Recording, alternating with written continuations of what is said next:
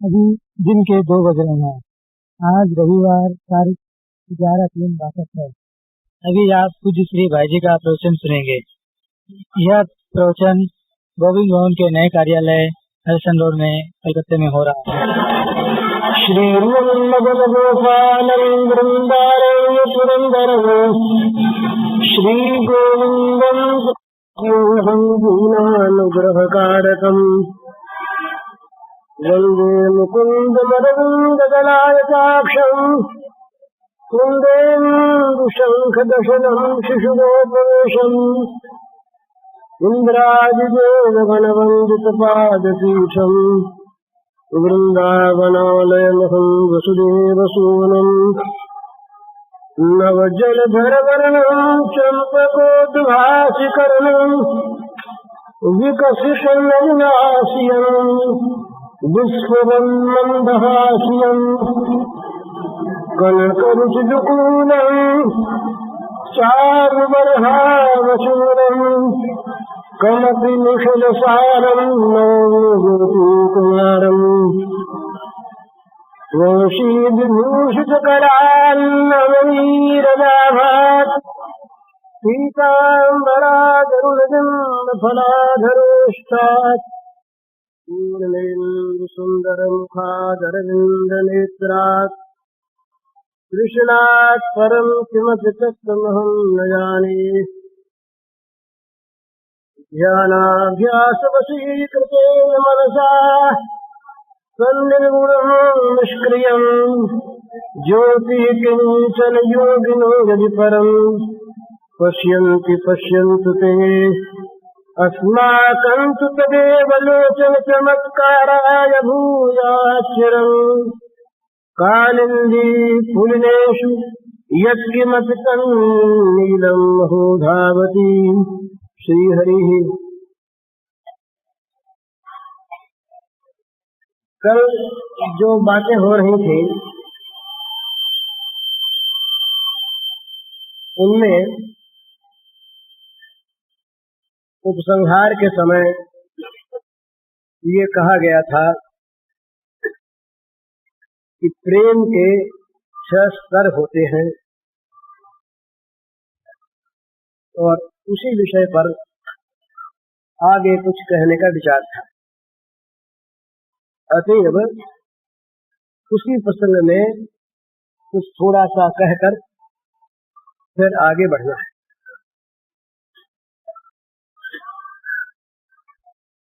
प्रेम सब पर प्रेम का स्वीकार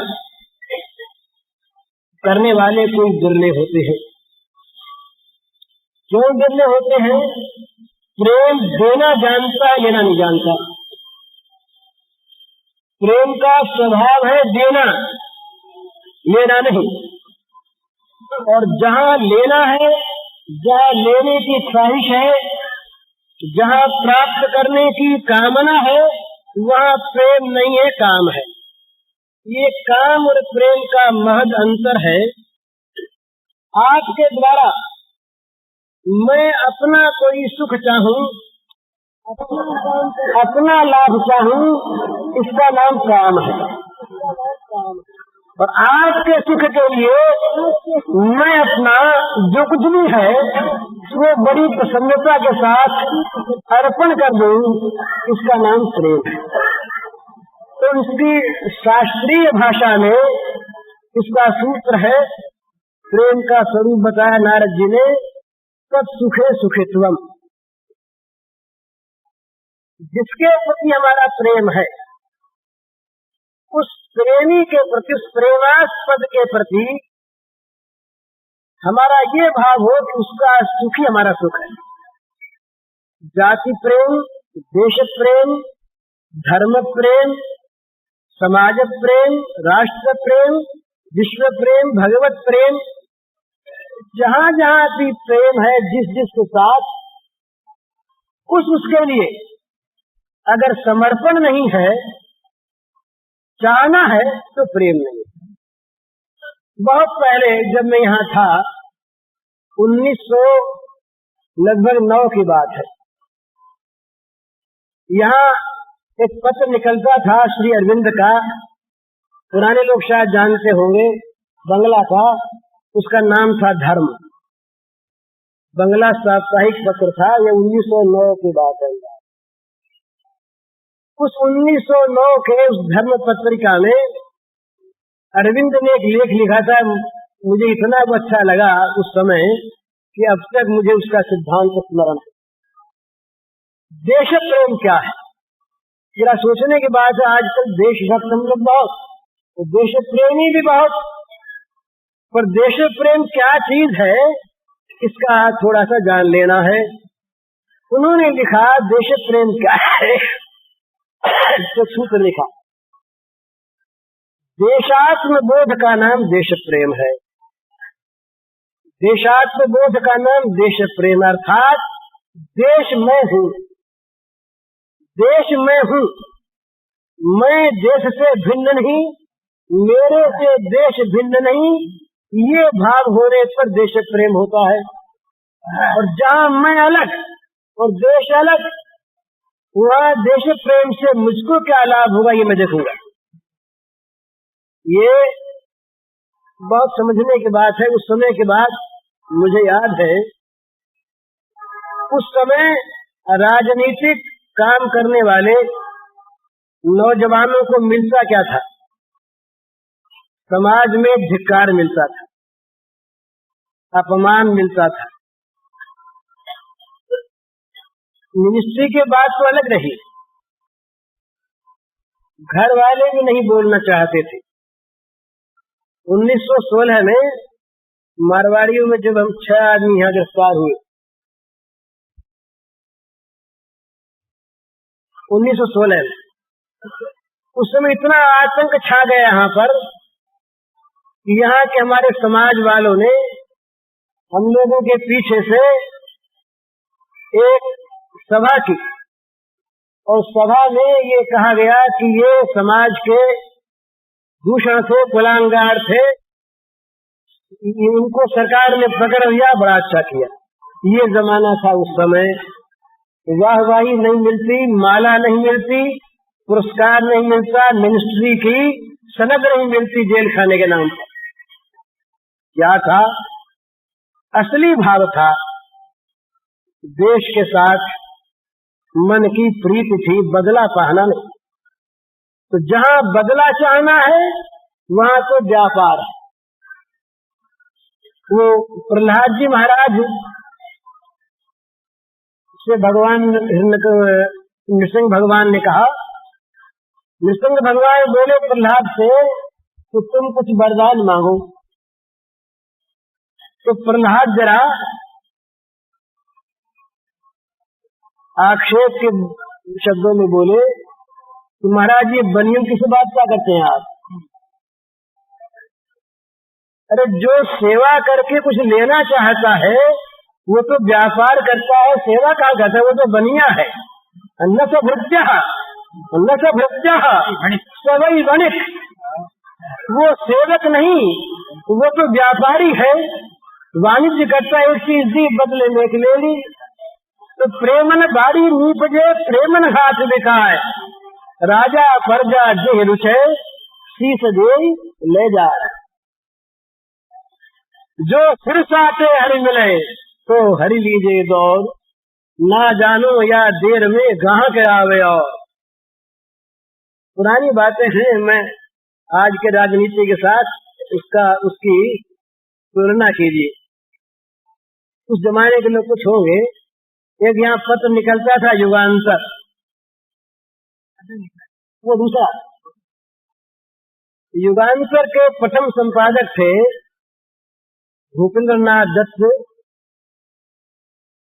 विवेकानंद के छोटे भाई। एक पत्र निकलता था संध्या, उसके संपादक थे ब्रह्म बांधव उपाध्याय, बड़े बूढ़े विद्वान, देश प्रेमी सज्जन। तो प्रेस एक्ट बना युगांतर के लिए ही। प्रेस एक्ट बनने के बाद युगांतर साप्ताहिक पत्र था, हर हफ्ते निकलता, जब निकलता तब उसका पब्लिशर प्रिंटर गिरफ्तार होता, जेल चला जाता, अब नया चाहिए। तो इतने लड़के आते उस समय। आज अगर कांग्रेस की सीट की टिकट के लिए अगर लोग पीछे पड़े, इसमें क्या आश्चर्य है? ये तो सेक्रेटरी का पद चाहिए, एमएलसी एमएलए होना चाहिए, एमपी होना चाहिए, स्वार्थ है। उस समय स्वार्थ नहीं था, मरना। हम लोग बच्चे बात किया करते थे आपस में, यदि हमको कब फांसी होगी। फांसी का चाव था, फांसी का चाव, बदला कुछ नहीं। तो उस समय युगांतर में हजारों लड़के आए, हमारा नाम दो, तो सूचना निकाली गई कि जो अपने खून से लिखकर आवेदन पत्र देगा उसका स्वीकार किया जाए। तो अंगुली काट काट कर खून से आवेदन पत्र लिखने वाले इतने लड़के मिलेंगे, ठिकाना नहीं। तो देश प्रेम का अर्थ क्या है? देश के लिए अपना बलिदान देने को तैयार रहना, बदला कुछ न चाहना, ये तो है प्रेम। और जहाँ बिकता है, बोले हम जेल गए, हमें क्या मिलेगा, इतनी बार जेल गए और हमको कांग्रेस की टिकट भी नहीं मिली। ये सारे वोटर्स जो हैं तो कितने कृतज्ञ हैं, हमने इतनी सेवा इनकी की और इन्होंने बदले में हमको वोट भी नहीं दिया। तो सेवा वोट लेने के लिए की थी या सेवा के लिए की थी? तो जहाँ सेवा बिकती, जहाँ प्रेम बिकता, वहाँ सेवा नहीं, प्रेम नहीं। सच्ची बात, प्रेम देना जानता है, लेना नहीं जानता। जहाँ लेना है भगवान से भी, वहाँ प्रेम नहीं है, वहाँ काम है। भगवान को हम चाहते क्यों?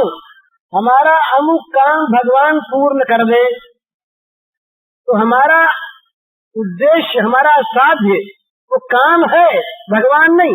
अगर भगवान न करे उसको, तो दूसरे किसी भगवान को देखेंगे।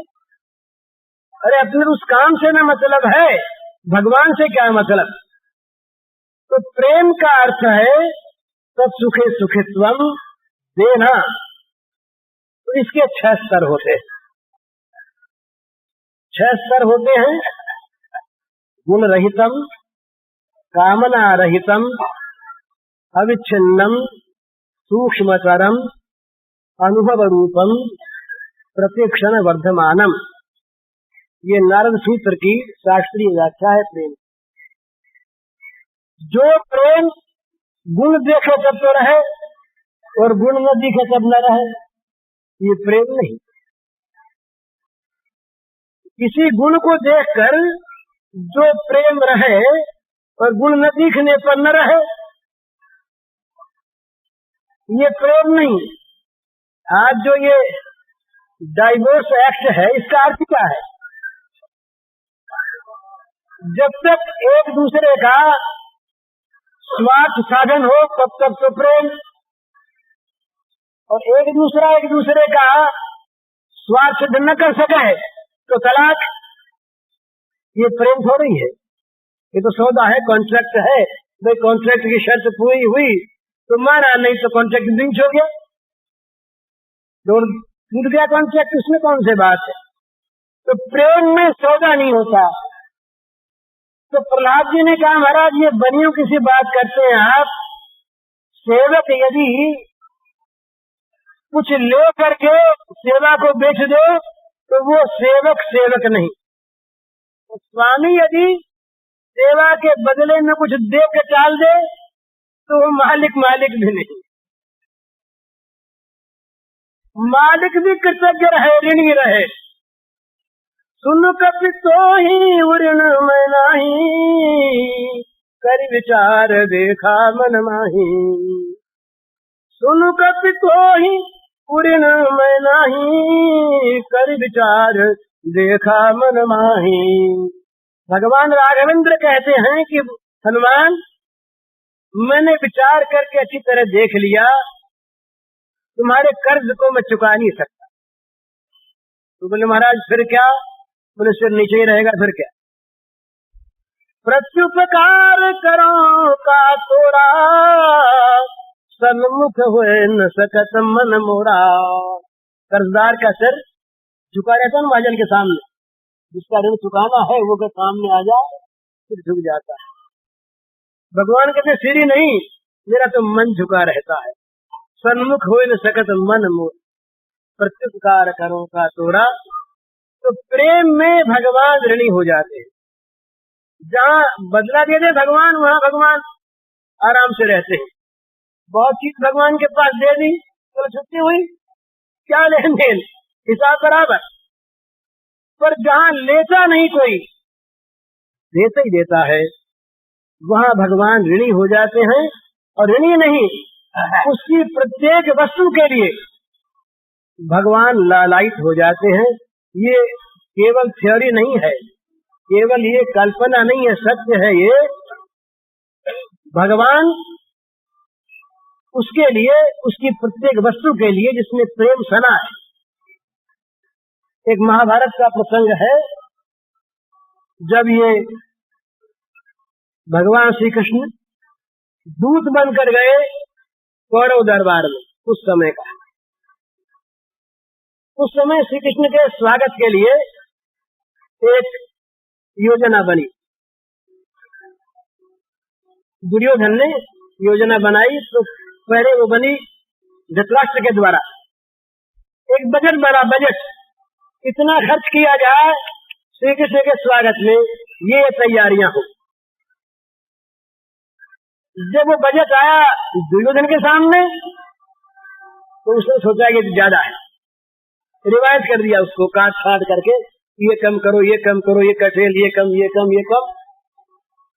बोले करना अपने अनुरूप है, अपनी शोभा के लिए करना है ना, उसका क्या। अरे स्वागत करना अपनी शोभा के लिए, प्रेम नहीं भला। हम इतने बड़े, हमारे लायक स्वागत हो, उसका क्या है। स्वागत हुआ, उस पर स्वागत में इतनी तैयारियां हुई कि क्या कह रहे हैं, गली गली मित्र का छिड़काव हो गया। दरवाजे बने, जगह जगह बंदरबार लगी, बड़े बड़े मंगलाचार हुए। श्री कृष्ण आए, बातचीत हुई, वो लंबा प्रसंग। जब उठने लगे वहां से, तो दुर्योधन बोले महाराज भोजन तैयार। श्री कृष्ण बोले कि भोजन तो नहीं करना है। वो बोले महाराज सब तैयारी है, सब चीजें ठीक बनी है, आप पधारे भोजन कर ले। बोले ना, भोजन नहीं करना। दुर्योधन के ठेस लगे अभिमान के, इतना बड़ा मैं राजा, और ये तो राजा नहीं, ये कहता है मैं आपके यहाँ खाऊंगा नहीं। हम इसमें जात में छोटे, कि काम में छोटे, कि राज्य में छोटे। पूछा क्यों नहीं खाओगे, क्या हम छोटे हैं?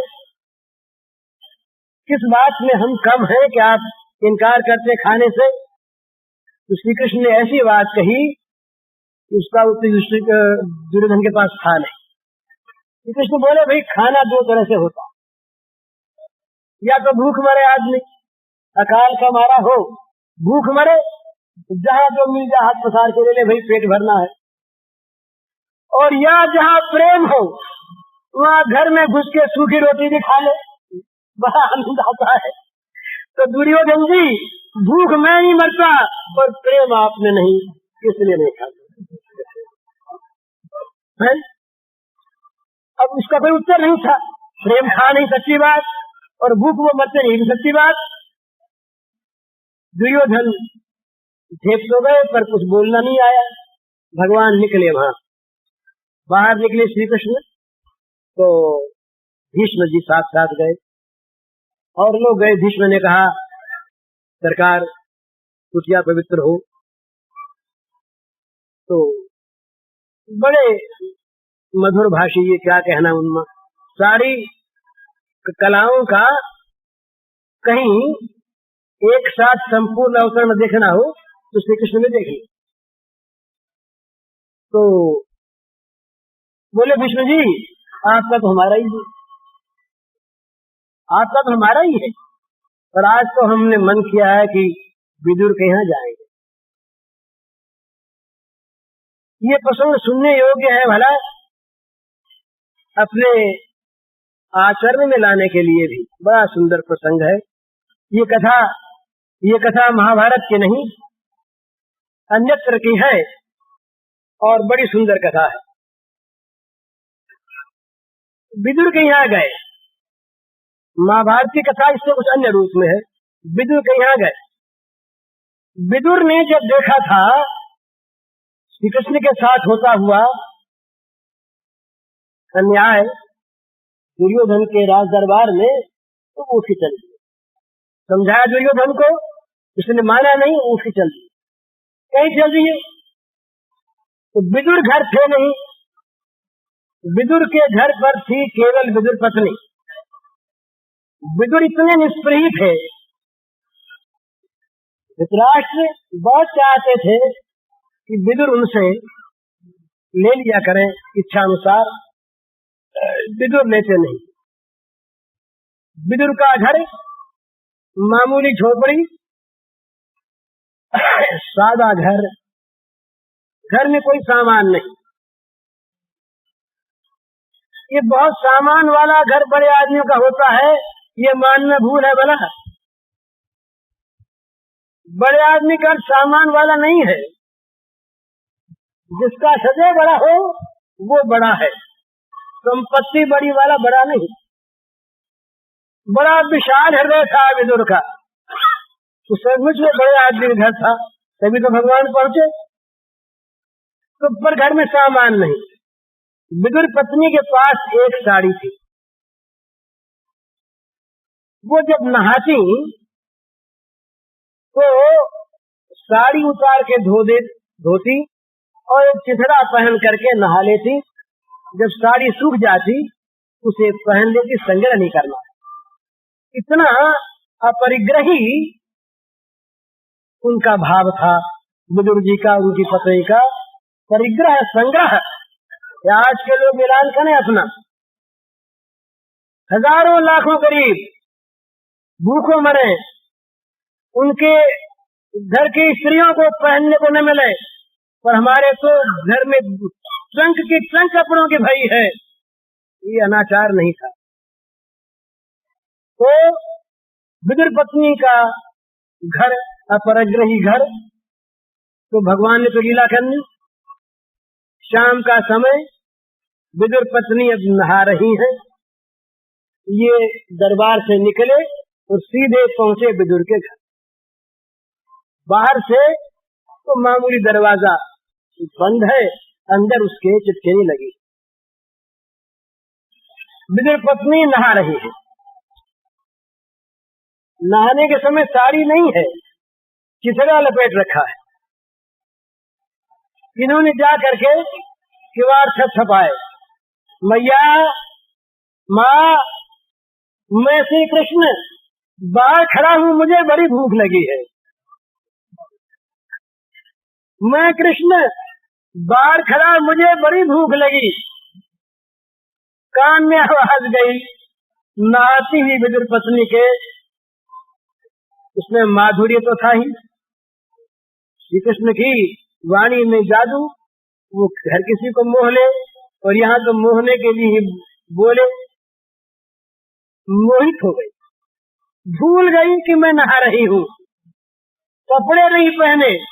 एक आवाज कान में गूंजती रही, कृष्ण कृष्ण, भूखा खड़ा हूँ बाहर, किवाड़ खोलो भैया।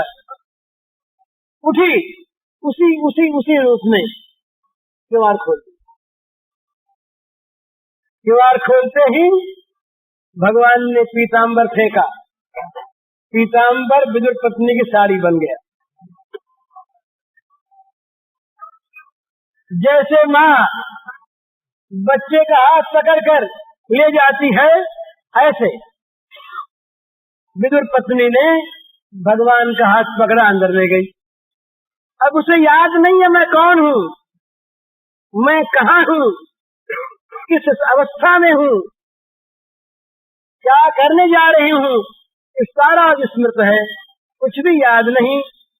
अंदर पहुंची, बैठाना है, आसन आसन तो एक टूटा पीढ़ा था, उल्टा पड़ा, उसके बीच का जो छाजन था वो टूट गया, खाली पाए पाए थे तो भी उल्टा पड़ा।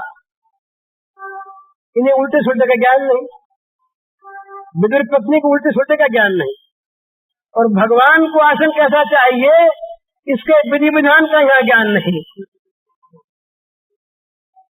वो ज्ञान तो जहाँ वेद मंत्रों के द्वारा स्तवन होता है वहाँ रहता है। वहाँ यदि जरा सा भी शब्द के उच्चारण में भूल हो गई तो प्रत्यवाय लगता है, बड़ा विधान। यहाँ कोई विधान नहीं। बोले बैठ जा। श्याम सुंदर चारों पायों के बीच में टूटे पीढ़े पर बैठ गए, आसन मिल गया, सुंदर आसन। अब वो कान में तो आवाज गूंज रही है, भूख लगी है, खाने को चाहिए, क्या दे, कहाँ ढूंढे, कुछ याद तो है नहीं। तो वहां केले पड़े थे। अब उसे ये पता नहीं केला है कि आम है। अरे इसके अंदर गुठली है, ऊपर इसके रेशा है या अंदर रेशा है, ऊपर कोई और चीज है, ये तो ज्ञान नहीं। सोचा अंदर गुठली होगी, ऐसी ध्यान में आ गया जैसा दिमाग ने कहा। अंदर गुठली है, ऊपर की चीज खाने की, तो छिड़के उतार के देने लगी और अंदर का गूदा गूदा फेंकने लगी। अब बड़े मजे में खाए बैठे बैठे, मैया बड़ा मीठा, और दे ना मैया, मैया और दे मैया। अब महाराज खा रहे, वो खिला नहीं, न इनको होश है न उनको होश है। दोनों उस प्रेम रसास्वादन में प्रमत्त हैं। विदुर आए इतने में, ढूंढते ढांढते पता लगा विदुर को कि वो तो घर पहुंचे। तो बेचारे दौड़े आए, देखा दरवाजा खुला, अंदर गए, वहां देखा जो दृश्य, अरे टूटे पीढ़े उल्टे पर तो भगवान बैठे, ये तो आज और वो छिलके दे रही है, गूदे का ढेर लग गया। इधर देखा तो ये तो भगवान का पीताम्बर पहने खड़ी है। विदुर समझ गए। विदुर ने कहा अब उनको जोश नहीं। विदुर ने कहा महाराज महाराज क्या हो रहा। महाराज तो कहाँ वहां पर, महाराज तो खाने में लगे हैं, वहां उन्हें स्वाद आ रहा है, ये बीच में कहां से विधि विधान आ गया। जब महाराज नहीं जगे थे उससे कहा अरे सुन जरा, सुन तो सही, क्या खिला रही है, किनको खिला रही है, क्या छिलके दे रही है। 2-4 बार बोले, वो तो नहीं बोली। तो उसके हाथ पकड़ के उसको झकझोर दिया, क्या दे रही हो। तब आंख खुली, अब होश आया, बाहर का ज्ञान हुआ। रे तो श्याम सुंदर उल्टे पीढ़े पर बैठे और ये सामान जुदा पड़ा, मैंने तो छिलके दे दिए। इतने बोले मैया और दे, बड़ी भूख लगी है, दे बड़ा स्वाद। अब ये कहां से सकते, इसको तो होश हो गया, ये दूसरे राज्य में पहुंच गई, उस राज्य से निकल करके। अब महाराज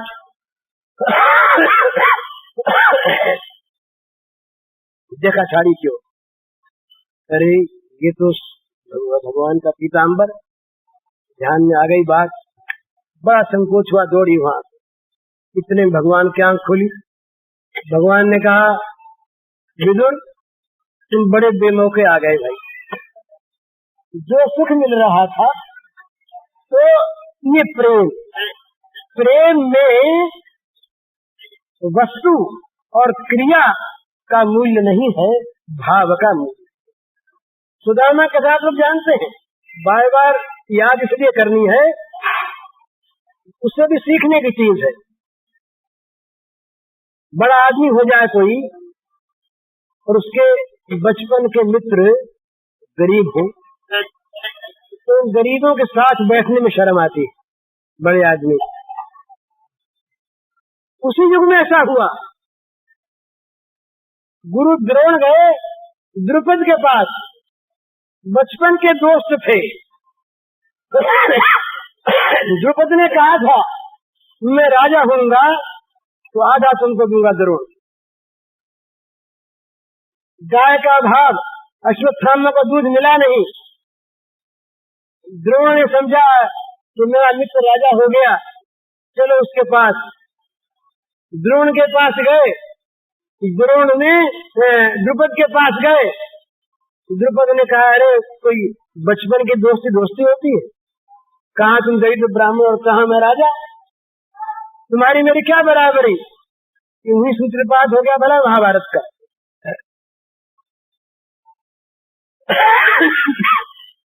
लेकिन वहां श्री कृष्ण संक्षेप में कहता हूं मैं, आनंद आएगा।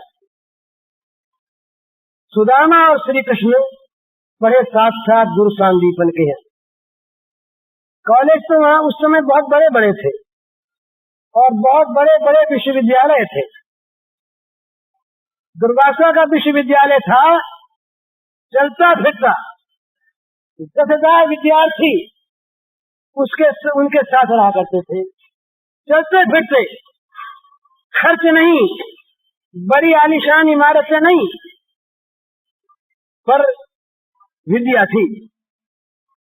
हमारी ये आरण्यक संस्कृति थी। तो गुरुकुल में भेद नहीं, राजपुत्र है या दरिद्र है, भेद नहीं। उज्जैनी में सांदीपनी जी के यहाँ श्री कृष्ण भी पढ़ते और सुदामा पढ़ते। पढ़ाई समाप्त हो गई, घर चले गए। इसके बाद की कथा है, ये द्वारिका के राज निर्माता बन गए। राजा तो नहीं बने, पर राजाओं के बनाने वाले बने श्री कृष्ण, द्वारिकाधीश सच्चे अर्थ में। अब इनके घर में बड़ा फाका, कुछ नहीं, घर में कोई सामान नहीं। ब्राह्मणी बड़ी तकलीफ में, ये बार बार तारीफ किया करते, मेरे दोस्त द्वारकाधीश हैं, मेरे जो एक मित्र है बड़े प्रेमी, वो बहुत बड़े आदमी है। तो इनके मन में आई कि उस बड़े आदमी को खबर तो लगे कि तुम्हारे भाई की क्या दशा हो गई है। तो कहा सुदामा जी से कि एक बार हुआ हो ना। बोले नाना, ये हमारा ब्राह्मण का काम नहीं कि हम किसी के पास ऐसे जाए, नहीं जाते। अब नहीं जा, बोले हमारा तो संतोष जो है ये हमारा धन है, नहीं गए साहब। अब ब्राह्मणी ने एक उपाय सोच करके कहा एक दिन कि पंडित जी महाराज, आपका बड़ा प्रेम ना श्री कृष्ण से, बड़ा प्रेम, तो हमारा भाई तो है, बड़ा प्रेम। बोले क्या उससे मिलना नहीं चाहते? बोले क्यों नहीं मिलना चाहते, मिलने बड़ा आनंद आता है। तो बोले हो आओ ना। तो बोले मांगूंगा नहीं मैं कुछ भी। बोले मांगना नहीं हो तो आओ। ब्राह्मण ने सोचा कि इनकी दशा देख खुद समझ लेंगे वो, और हुआ भी यही। अब ब्राह्मणी से कहा, कहने लगे ब्राह्मण, सीधे से लड़ने के ब्राह्मण। बोले भाई जाना है वहां पर तो कुछ चीज तो चाहिए ना साथ, उसके बाल बच्चों के लिए ले जाए कुछ। लड़के थे गरीब ब्राह्मण, बाल बच्चों के लिए ले जाना अमर कुछ। तो ब्राह्मणी घर में कुछ था नहीं, तो वो गई अपनी पड़ोसिन के पास। बोली बहन, हमारे पंडित जी महाराज द्वारका जा रहे हैं अपने दोस्त से मिलने के लिए। बोले कौन दोस्त? बोले श्री कृष्ण द्वारिका के बादशाह। उसने सोचा कि बड़ी मूर्खा है, ये सुदामा मिलने जाता है बादशाह से, मिलेगी उनसे। बोले कुछ, तो बोले यहाँ क्यों आई? इसलिए आई कि हमारे स्वामी कहते हैं कुछ बाल बच्चों के लिए श्री कृष्ण के कुछ सामान ले जाओ, घर में कुछ था नहीं, तुम कुछ दे दो ना। उसने सोचा अपने मन में, बुरे के मन में बुरी बात आती है कि खराब से खराब चीज दे कि वहां इनका अच्छी तरह से अपमान हो जाए। तो सड़े गले चिबरों के टुकड़े थे, पुस्तक संदोलाहा, चावल के कहने नहीं, चिबरों के दाने, चोरे होते हैं अपने यहाँ होते हैं, पुस्तक संदोलाहा। तो वो दे दिए, 4 मुट्ठी दे दी। अब बांधे काहे में? कपड़ा नहीं। तो चिथड़ा फटा लेकर उसकी कई तह बनाई, तो कई तह बना के उसमें लेके गांठ लगा ली, और ला के दे दिया सुदामा जी। बोले ठीक है, काम हो गया। अब मैला फटा चिथड़ा उसको बगल में दबाया और भागे। बीच के धाम छोड़ देते हैं। द्वारका जा पहुंचे। द्वारका पहुंचने के बाद अब पूछता, वहां देखा जा करके तो तमाम सोने के महल, वहां की झोपड़ी वोपड़ी थी नहीं, तमाम सोने के महल। अब सोने के महल में क्या पता लगे कौन सा श्याम सुंदर का कौन सा दूसरे का। पूछने लगे अपनी भाषा में। बोले हमारा मित्र है कृष्ण यहाँ रहता है, उसका कौन सा घर है। तो किसी ने ले जा करके भगवान के प्रासाद के महल के सामने सड़क पर खड़ा कर दिया। बोले ये घर है, इतना बड़ा घर है। बोले हाँ ये घर। द्वारपाल खड़ा तो बोले भैया यही घर है हमारे कृष्ण का। द्वारपाल, अब वो भगवान का द्वारपाल ने सोचा न मालूम कौन उनके ऐसे दोस्त भी आया करते हैं। उनके जो दोस्त हैं वो केवल बड़े शान बान वाले नहीं आते, ऐसे भी बड़े आते हैं। तो शायद कोई वो बोले महाराज आप जरा ठहरो, हम जाके खबर देके आते हैं। नाम आपका? कहने मेरा नाम सुदामा है। एक नरोत्तम कवि हिंदी के हुए बड़ा सुंदर लिखा। तो ये गए, द्वारपाल जी गए ऊपर। उस समय श्री कृष्ण भोजन करके आए थे और शयनागार में आराम करने जा रहे थे। रुक्मिणी जी लक्ष्मी देवी पान उन्हें दे रही थी। इस अवसर पर द्वारपाल जा पहुंचा। बेलोके पहुंचा ना, तो जरूरी काम था। शायद वो न मालूम कोई सम्मान तिथि हो, भगवान कहने की खबर क्यों नहीं दी। आया तो बोलना एक कला है, भला आर्ट है। जबान जो है ये आर्ट है, कला है। इससे आदमी जन्म भर के लिए किसी को बैरी बना ले और बैरी को मित्र बना ले। बोलना आना चाहिए, कला है। तो ये तो कला जानता था साई। ऐसी भाषा में कहा, शीस पगा न झगा तन पे, शीस पगा न झगा तन पे, प्रभु जाने को आई बसे कहीं ग्रामा। धोती फटी उलटी दुपटी, नहीं पायु पान की कछु सामा। धोती फटी उलटी दुपटी, नहीं पायु पान की कछु सामा। द्वारे खड़ो द्विज दुर्बलेक, द्वारे खड़ो द्विज दुर्बलेक, रहो चकिसो वसुधा अभिरामा। द्वारे खड़ो द्विज दुर्बलेक, रहो चकिसो वसुधा अभिरामा। पूछत दीन दयाल कुधाम, बतावत आपन नाम सुदामा। पूछत दीन दयाल कुधाम, बतावत आपन नाम सुदामा। सरकार, हाँ भाई क्या कहते हो? बोले एक आदमी खड़ा, उसके महाराज सिर पर पगड़ी नहीं, उसके बदन पर कुर्ता नहीं, और न मालूम कहाँ का है, किस गांव का है ये भी मालूम है। फटी चिथड़ी धोती पहने हुए है, एक अंगूठा सा डाले हुए है, और महाराज पैर में जूता तक नहीं है। नहीं पाए उपाने की समा मूर्ति उसका चित्र अंकित कर दिया। इतना दरिद्र। और महाराज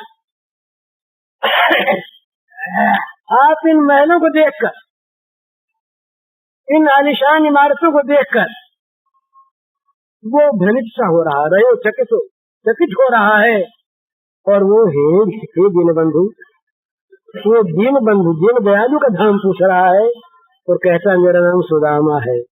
याद जरा, ये दीन है, आप दीन दयालु है। पूछो तो दीन दयालु का धाम, बतावत आपनो नाम सुदामा। सुदामा ये कान में आवाज पड़ते ही भगवान अपने को भूल गए। कान का दूल्हा गिर गया हाथ से, शरीर रोमांचित हो गया, अश्रुपात होने लगे। दौड़े, पीताम्बर गिर गया, मुकुट गिर गया, और रानियों से कहते हुए दौड़े, चलो जल्दी चलो, पवित्र करना हो अपने को तो चलो दरवाजे पर, जल ले चलो, कल से ले चलो, पैर धोने है, इसका चरणामृत लेना है, चलो दौड़ो। तमाम रनिवास में कोलाहल हो गया। बड़े बड़े कलशे लेकर के गोमती जी के जल के, और तमाम रानियां खुद उठा उठा के पहुंची, नौकर चाकर पहुंचे। इनको तो बड़ी तुम्हारा ये बात कहाँ देखते, ये तो दौड़े जल्दी से, दौड़ के सामने पहुंचे, सोच के देखा तो फूट फूट के रोने। बोले सुदामा ऐसो बेहाल बेवाई न सो, तब कंचक जाल गड़े पुन जोए, हाय महा दुख पाए सखा, तुम आई थे न किते दिन खोए। देख सुदामा की दीन दशा, करुणा करके करुणा निधि रोए, पानी परात को हाथ छुयो नहीं, नैनन के जल सो पग धोए। पानी परात को हाथ छुयो नहीं, नैनन के जल सो पग धोए। पहुंच गए थे जल के कल से, परातें भर दी गई, पर यहाँ कुछ और हो गया, जाकर लिपट गए। अब वहाँ का ध्यान है ये, श्री कृष्ण पब्लिक रोड पर भला, घर के अंदर बंद कमरे में नहीं, पब्लिक रोड पर, मेन रोड पर, महल के दरवाजे पर एक दरिद्र को गले लगाए खड़े हैं, जिसका मैला कुचेला शरीर है, जिसका अंग धूल धूसरित है, आंखें निकल रही हैं, पैर में कांटे गड़े हुए हैं, छाया हुआ धूल से सारा शरीर, बिखरे हुए बाल हैं। इस प्रकार के दरिद्र ब्राह्मण का आलिंगन कर लिया जा करके उसका सिर है भगवान के वक्षस्थल पर यूं लगाए हुआ, सुदामा का सिर यहाँ है, यो भगवान पकड़े हुए। अब भगवान की आंखों से आंसू की धारा बह रही है। वो धारा सुदामा के मस्तिष्क को अभिषिक्त करती हुई भगवान की अश्रुधारा, प्रेमाश्रु की पवित्रतम धारा सुदामा के सिर को खींचती हुई नीचे जा रही है, और सुदामा के आंखों की धारा से मिल जाती है। चारों धाराएं साथ जाती है तो सुदामा के पैर पखार देती है। 3.5 पहर ये दशा रही, होश नहीं हुआ दोनों को। तमाम द्वारिका के बड़े बड़े सामंत सूर सब इकट्ठे हो गए, क्या हो गया, कौन है।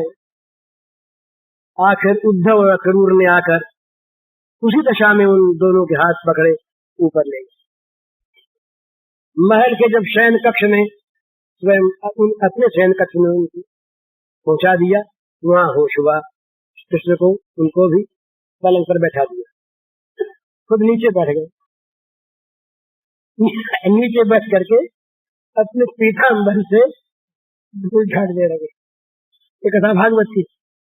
धूल झाड़ने लगे, अपने हाथ से कांटे निकालने लगे, दिवाई को पूछने लगे, पैर दबाने लगे। रानियों से कहा, अगर पवित्र होना है, अगर अपने महलों को पवित्र करना है, तो चरण धोकर चरणों की धोबन ले जाओ और महलों पर छिड़क दो, पवित्र हो जाएगा हमारा महल। कितना बड़ा मनोवैज्ञानिक असर पड़ा होगा उस सुदामा पर। कहाँ में इतना दरिद्र और कहाँ ये इतने बड़े समृद्धशाली।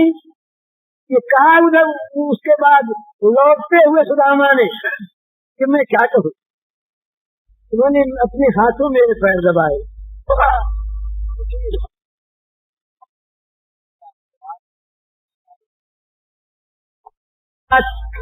यूं मिलूं सबके सामने, मिले बैठे। कुछ देर के बाद बोले, भैया बातचीत हो गई, कहने लगे भैया तुम जैसे वैसे हम हैं भला, तुम्हारे पास भी कुछ नहीं हमारे पास भी कुछ नहीं, हम है इसको तो हम अपना मानते नहीं, तो तुम्हारे पास है नहीं, दोनों को एक है। ये हमारा अभिमान और ममत्व ही तो इतना सारा बिखरा लगाता है। उसके बाद कहने लगे भैया कुछ लाए भी हो। अब सुदामा तो देखें कि कहीं धरती फट जाए तो डर जाए उसके अंदर। और इतना बड़ा वैभव, जहाँ का एक एक नौकर सम्राट के समान शोभाशील, वो चीज हम दे कैसे, पर फेंके कहाँ। चारों तरफ महारानियों ने घेर रखा, श्री कृष्ण बगल में बैठे गलबैया डाले हुए, अब वो फेंके कहाँ। बड़ा संकोच, मौका लगे फेंक दे खिड़की के पास, तो बैठा नहीं, पलंग पर बैठा। तो लाए जरूर हो भैया, देते नहीं तो। और संकोच, अब वो संकोच हुआ तो कहीं देख न ले, तो बगल को दबाने लगे। दबाने लगे तो और संकेत हो गया, हाँ बोले तुम बगल दबा रहे हो ना, मालूम हो तो बगल में छिपाए रखा है। हाँ अंतर्यामी तो थे ही, पर यहाँ बड़ी प्रेम की लीला, छिपा रखा मालूम होता है। अब बेचारा बड़ा शर्माया, इन्होंने झटका दे के यो छीना, अब चिथड़ा फटा था ही, तमाम फर्श पर तो चिवड़ों के दाने बिखर गए। और वहाँ का वर्णन आता है महाराज बड़ा मधुर, जैसे अकाल का भूखा अन्न के दाने को देखकर उस पर टूट पड़ता है, इस प्रकार भोजन करके अभी आए हैं और इतनी भूख लग गई इनको कि फर्श पर बिखरे हुए चिवड़ों के दानों को हाथ से बटोरने लगे हुए अपने हाथों से। रानियां सारी चकित, ये हो क्या रहा है, ये क्या कर रहे हैं, और मुट्ठी भरी और खड़े खड़े चबा गए। न वहाँ नैवेद्य अर्पण है, न कोई वेद की विधि है, न चौकी बिछी है, न स्वर्ण थाल लगा है, न आसन है, कुछ नहीं। वो बिखरे हुए जो दाने थे उनको उठा के मुट्ठी भरी और चबा गए। और बोले भगवान सुदामा तुम कह रहे थे ना हम कुछ नहीं लाए,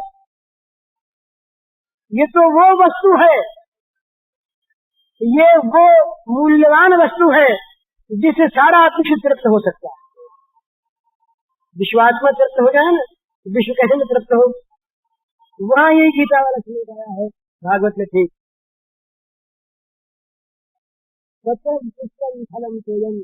यो में भक्त्या प्रयच्छति तदहम भक्तुपहृतम अश्नान प्रयतात्मनः। अश्नान एक नाम नहीं है, प्रेम से सनी हुई चीज कोई दे उसे मैं खाता। भगवान राघवेंद्र के लीला चरित्र में शबरी का चरित्र आता है। शबरी के यहाँ गए, खाए, अयोध्या में जब लौट करके आए, संक्षेप में एक इशारा, उसको वो क्या मानते थे श्री राघवेंद्र, प्रेम की चीज। लौट आए, राज्याभिषेक हो गया, इसके बाद अब विजय करके आए हैं, आनंद उत्सव तमाम राज्य में मना लिया गया। अब घरों में मनने लगा, माताएं अब राम को जिमाती, कौशल्या माता ने जिमाया। फिर अरुंधति जी ने कहा कि हमारे यहाँ खाना पड़ेगा, उनके आश्रम पर गए। जनक जी ने कहा बहुत दिन हो गए मिथिला आकर के, यहाँ कुछ दिन रहना पड़ेगा। वहां गए, बड़ी सुंदर एक संकेत किया तुलसीदास जी ने गीतावली, घर घर गुरु गृह प्रिय सदुन सासुरे, भई जह जह पहुनाई तह तह कही, सबरी के फलन की रुचि माधुरी न पाई। घर गुरु गृह प्रिय सदन सासुए, भई जह जह पहुनाई तह तह कही, सबरी के फलन की रुचि माधुरी न पाई। कौशल्या मैया जिमा रही है, अब माँ जिमा रही, माँ का वात्सल्य, कौशल्या माँ मामूली माल नहीं, बढ़िया से बढ़िया चीज बनी। पूछने लगी मैया बेटा चीज अच्छी बनी है ना? मैया बहुत अच्छी बनी, बड़ी स्वाद लगी ना? बड़ी स्वाद लगी मैया। कुछ कसर तो नहीं? नहीं मैया बड़ी अच्छी बनी। बोले कुछ बात और सुन, बोले जरा सी बात है। बोली ये जरा सी बात क्या? बोले मैया मुझे याद आ गई बात, याद आ गई। क्या बात बेटा?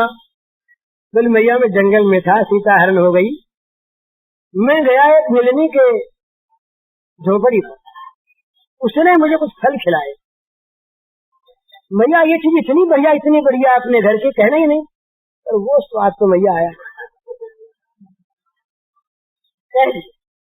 इसी प्रकार अरुंधति से मित्रों की दावतों में और मिथिला में के ससुराल में भी राम कह गए कही सबरी के फल रुचि माधुर्य ने पाई, कही। तो कारण क्या है कि बहुत लंबा थोड़ा आख्यान हो गए बीच में। कह रहा था मैं ये प्रेम की बात कि प्रेम में देना होता है, लेना नहीं होता। सबरी के फल झूठे थे कि नहीं मालूम, झूठे थे कि नहीं मालूम। वाल्मीकि रामायण में झूठे की बात नहीं आती। तो सबरी के फल वही थे जो सबरी एक एक पेड़ का फल चख के नमूने के लिए, इस पेड़ का आम मीठा, तो चखा हुआ आम नहीं, उस पेड़ का आम ले आती, ये मानना चाहिए। झूठा नहीं दिया, पर यदि झूठा दे दे तो होता क्या है? उस जहां पर एक कथा आती है, पद्म पुराण की कथा। महाराज क्या बजे हैं?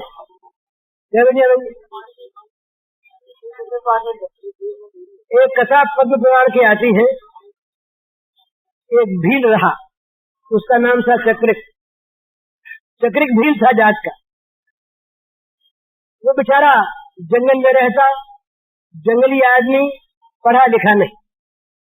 एक दिन एक महात्मा के पास गया, महात्मा ने कह दिया कि भाई भगवान के भोग लगा के खाया करो, भगवान को खिला के खाया करो। तो बोले क्या चीज भोग लगाओ? जो तुमको बहुत स्वाद लगे सो भोग लगाओ। तो बोले भगवान कहाँ है? ढूंढो मिल जाएंगे। ऐसी बात हो गई। उसने जंगल में कहीं पर एक मूर्ति देख ली भगवान की, कुछ थी मूर्ति। अब वो रोज क्या करता, फल तोड़ता और उसको खाता, चखता, स्वाद होता तो ले जाकर के उनके मुंह में दे देता,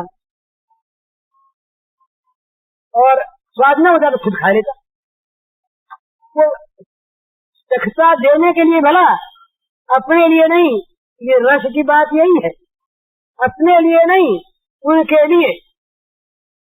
एक दिन के बाद इसकी परीक्षा होनी चाहिए। तो प्याल का फल मिला उसे, उसको उसने चखा, बड़ा मीठा, और कुछ ऐसी बात हुई कि वो गले में उतर गया।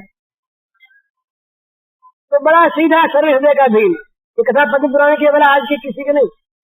उसने गला पकड़ लिया कि अंदर न जाए पेट में, और अंगुली दे के उल्टी करने लगा। तो उल्टी हो जाए, फल निकल जाए, भगवान को देते नहीं उल्टी हुई। तो दौड़ा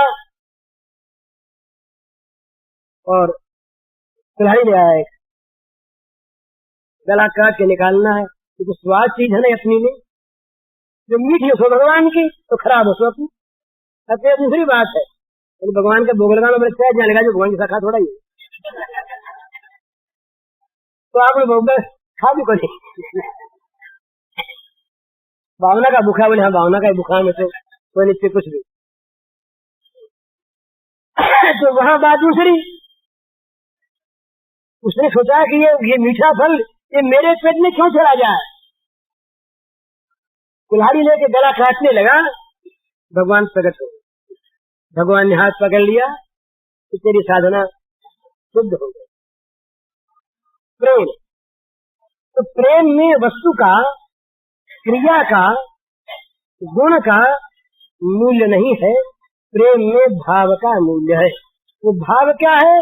तब सुखे सुखित्वम सर्वस्व समर्पण।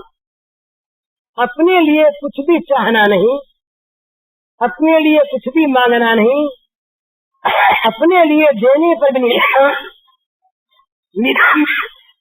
स्वीकार भी करना क्यों उनके लिए। वो पद्म पुराण, उसमें आदि पुराण में आया, निजांगमपि आगोप्यो मुनि समुपासते। भाई गोपी साड़ी क्यों पहनती है?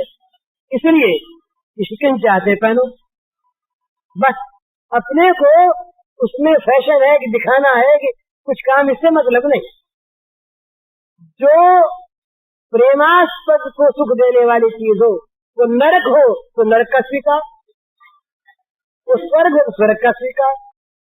नरक स्वर्ग से मतलब नहीं है, उसका मतलब है प्रेमास्पद से। तो ये समय तो हो 3:15 हो गए होंगे, होने लगा।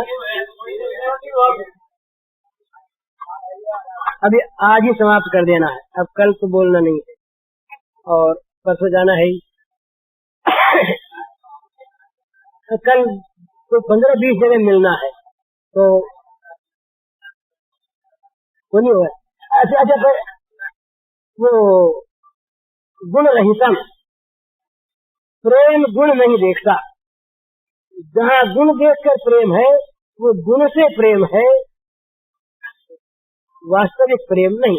गुण न दिखा तो प्रेम नहीं रहा, गुण न रहा तो प्रेम नहीं रहा।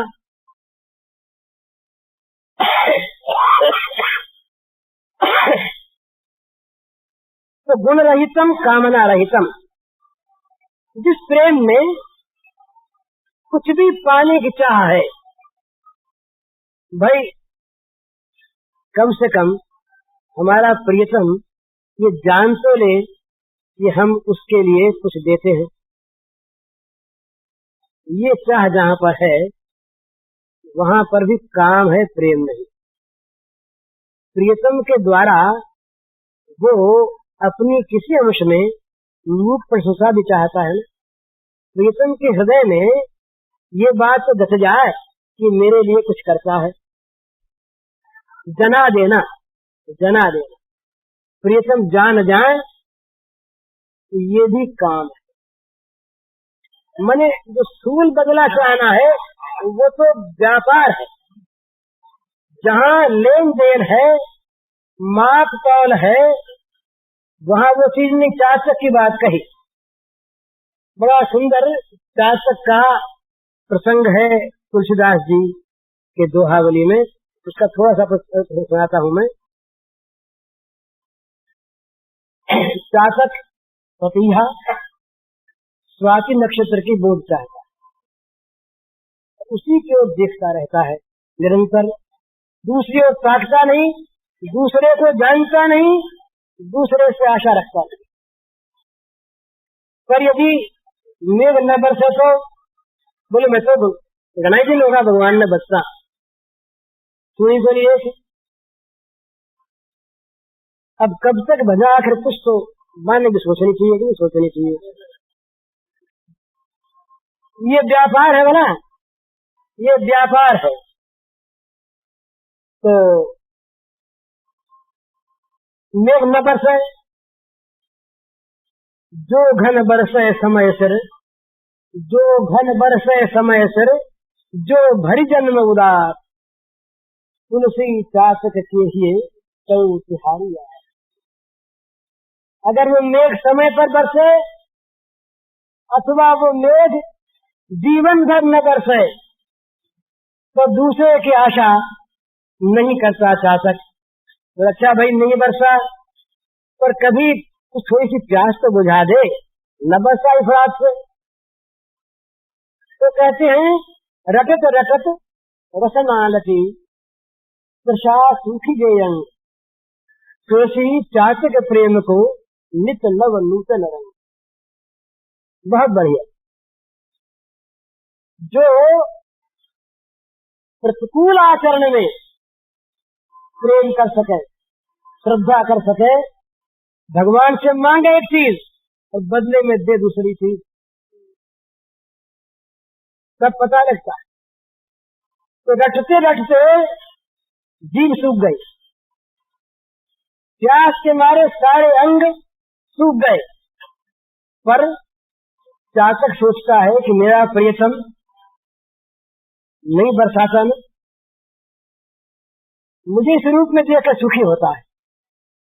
ये तो बड़े प्रेम की बात है। तो नित्य नव नूतन रंग, अच्छा भाई बरसा नहीं, प्राण सूख गए, पर कहीं और कुछ करे तो कहते हैं बरखी परुख ताहन पयद, बरखी परुख ताहन पयद, पंख करे चुकटू, तुलसी परियन चाहिए चतुर चात कही चू। बड़े बड़े ओले बरसाए मेघ ने, बरखी परुख पाहन, परुख कहते हैं कठोर को, परुष, पान कहते हैं पाषाण का ये भ्रंश है पत्थर को, बरखी परुख पाहन पैर कहते मेघ को। बादल ने स्वाति के बूंद बरसाने के बदले बड़े बड़े पत्थर बरसाए कठोर कठोर, और पांखों के टुकड़े टुकड़े कर दिए। उस समय कोई कहे कि चाहते जब तो तू प्रेम छोड़ दे इनका, वो कहता है ना, चातक उड़ा जा रहा गर्मी के दिन, प्यास लगी हुई, और पक्षियों ने कहा कि देखो बड़ा सुंदर ये रूख है ना, इस पर बैठ जाओ। तो चातक ने कहा अनजल सिंचा रूख है ये, तो मेघ स्वाति का सिंचा हुआ ये रूख नहीं, इस पर नहीं बैठना है। निष्ठा बड़े अधिक बड़े पुण्य जल उलट उठाए चरणों से। किसी बधिक ने बाण मार दिया उड़ते हुए चातक को, चातक गिर पड़ा गंगा जल में, पुण्य जल, उलट उठाई चोंच ऊपर कर। तुलसी चातक प्रेम में मरते लगी न खोज, मरने पर भी चातक के प्रेम रूपी पट में, प्रेम पट मरते लगी न खोज, चातक के प्रेम रूपी वस्त्र में मरते समय भी दूसरों की ओर देखने का दाग नहीं लगा। तो ये प्रेम जिसमें केवल देना होता है, लेना होता नहीं, उसका नाम प्रेम है। किसी भी गुण, किसी भी कामना को लेकर जो प्रेम होता है वो प्रेम नहीं होता, चाहे वो मोक्ष की कामना ही हो। मोक्ष की कामना बड़ी ऊंची, मुमुक्षुता है बड़ा ऊंचा, उसका स्थान है, कोई संदेह नहीं, पर वहां पर भी अहम के मंगल की आकांक्षा है। एक आदमी मुक्त होना चाहता है, क्यों होना चाहता है? वो बंधन में है, बंधन न हो तो मुक्ति कैसी? बंधन में मुक्ति की अपेक्षा है, मुक्ति में बंधन की अपेक्षा है। और बंधन में भी जब कोई व्यक्ति है मैं बंधा छूट जाऊं, वो मैं है, बंधन दुख है, मुक्ति सुख है, तो मैं सुखी हो जाऊं, ये चाह मुक्ति में भी रहती है। इस चाह को लेकर के भी जो भजन होता है वो भजन भी इन प्रेमियों की आंखों का भजन नहीं। वो कहते यहाँ पर भी मांग है, अहम के मंगल की आकांक्षा इसमें भरी हुई है, तो ये भी नहीं, कामना रहित और अनुच्छिन्न, जिसका कार्य